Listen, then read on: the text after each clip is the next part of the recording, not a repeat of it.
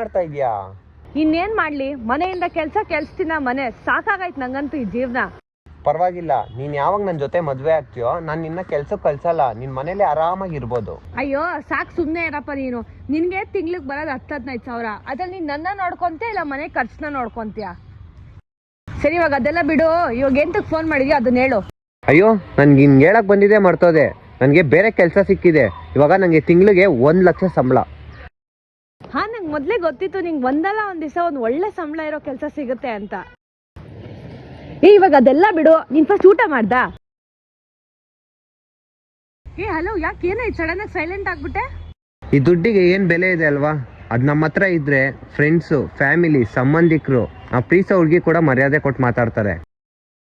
ಅದೇ ನಮ್ಮ ಹತ್ರ ದುಡ್ಡಿಲ್ಲ ಅಂದ್ರೆ ಎಲ್ಲ ಮನ್ಸಿಗೆ ನೋವಾಗೋ ಥರನೇ ಮಾತಾಡ್ತಾರೆ.